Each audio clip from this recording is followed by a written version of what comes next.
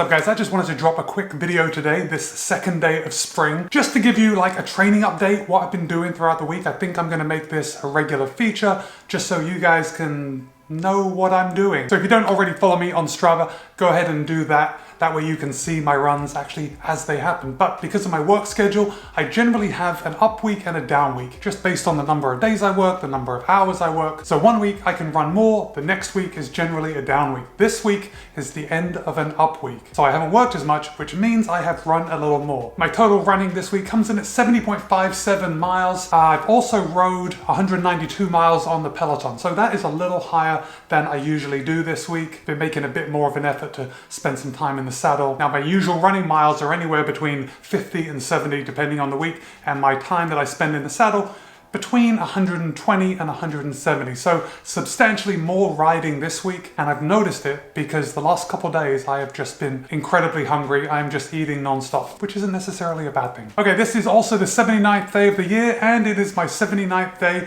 running in a row. Honestly, I have no intention of streaking, and I don't know what made me look it up, but I did just decide to see when I started running after that injury, and I actually started running on December 31st, and I haven't stopped since then. Some of my days have been lower than others, but still every single day. That really doesn't mean anything to me. I'm not really a proponent of streaking. I do enjoy seeing other people streak. Speaking of streaking, has anyone else noticed that Strava is getting a lot of bots lately? My notification window on Strava is just bogged down with bots. And no matter how many that I actually block, it's like they just open another account with the same name and they change the font or they change the picture. Anyway, if you've seen these in your account, go ahead and write in the comments below. But this week started off on Monday with 9.3 miles, followed by a 13.2 miles, 7.3, 7.6, 11, 12, and today I ran 10.1. Now for me, 70 miles is getting up there. That is getting close to my orthopedic threshold where I don't really like to go above it because I find I get injured a lot quicker. But I've been trying this week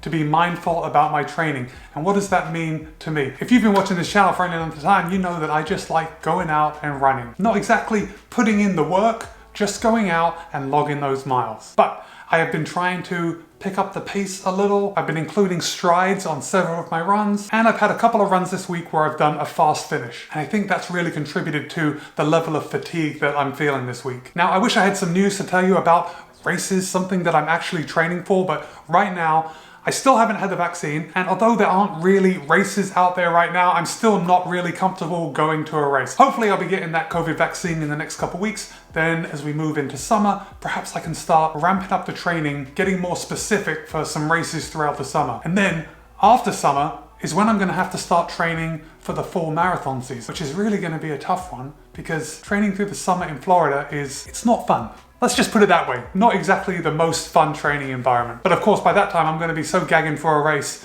that, I'll do anything to get into a race. One more thing that I've noticed in the last couple of days. Now, I've already led up to this by saying that this has been a higher training week than usual, and I've been eating a lot more, and I've also been feeling a bit tired. And not sleepy tired, because this has been a week where I've got plenty of sleep, but I've noticed that when I go out for my runs, I have just not been feeling it. And this is the nugget. This is what I want you to take away today, because the last 3 days, I have run 11, 12, and 10. At the beginning of each of those runs, I haven't felt like going out. I did not want to go out. I was thinking of cutting it short, but each of those days, I felt better as the run went on. Here is my tip for when you feel that way and you want to just turn around and you want to cut that run short. You run away from your house. Just get as far away as you can till you reach that goal, or you reach half your goal, then turn around and run home. If you stay close to the house, or if you cut it short and you think, I'll just run by the house and I can duck in if I feel like it, or I can keep going. If you're anything like me, the house is like a black hole and it's just gonna suck you right in, and that's the end of your workout. If you have something on your calendar and you're not injured and you're just not feeling like running, just get away from the house. Guys, thanks for staying all the way to the end of this fairly short video.